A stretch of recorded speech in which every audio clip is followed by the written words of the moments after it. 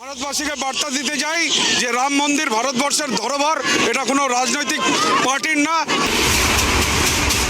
রামকে শ্রদ্ধা করি, আর তার জন্য আমরা আজকে সংহতি পদযাত্রার মাধ্যমে রায়গঞ্জের রাজপথে আমরা নেমেছি।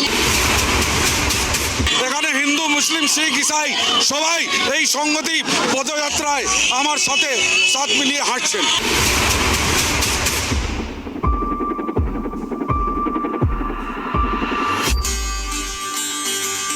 অবশেষে বহু অপেক্ষার অবসান।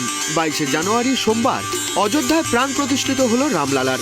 রাম মন্দির উদ্বোধনকে ঘিরে এদিন সকাল থেকেই লক্ষ্য করা গিয়েছে উৎসাহ উদ্দীপনার ছবি।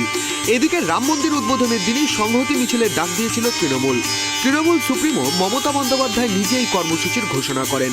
সোমবার কালীঘাট মন্দিরে পুজো দিয়ে মমতা বন্দ্যোপাধ্যায় তার দলের কর্মী সমর্থকদের নিয়ে হাজরা থেকে সংহতি পদযাত্রার মিছিল শুরু করেন।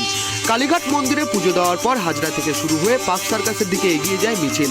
কালীঘাটের মন্দিরে মমতা বন্দ্যোপাধ্যায়ের পাশে দেখা যায়নি তৃণমূলের সর্বভারতীয় সাধারণ সম্পাদক অভিষেক বন্দ্যোপাধ্যায়কে। পরে হাজরা মোড় থেকে সংহতি মিছিলে যোগ দেন তিনি। কলকাতার পাশাপাশি সংহতি মিছিলের একই ছবি দেখা গেল উত্তর দিনাজপুর জেলার রায়গঞ্জ শহরে। মুখ্যমন্ত্রী মমতা বন্দ্যোপাধ্যায়ের আহ্বানে রায়গঞ্জে অনুষ্ঠিত হল সংহতি যাত্রা। এদিন শহরের সুভাষগঞ্জ এলাকায় একটি মন্দিরে পুজো দিয়ে সংহতি মিছিলের সূচনা করেন রায়গঞ্জের বিধায়ক কৃষ্ণ কল্যাণী। শুধু বিধায়কই নন, এদিন মিছিলে পা মেলান শহরের সর্বস্তরের মানুষ এবং দলীয় নেতৃত্বরা। রাম মন্দির দেশবাসীর সবার, ধর্ম যার যার, উৎসব সবার, রাম মন্দির সবার। এদিন সংহতি পদযাত্রার মিছিল থেকে এমনই বার্তা দিলেন বিধায়ক কৃষ্ণ কল্যাণী। ভারতবাসীকে বার্তা দিতে চাই যে রাম মন্দির ভারতবর্ষের ধরোহর, এটা কোনো রাজনৈতিক পার্টির না।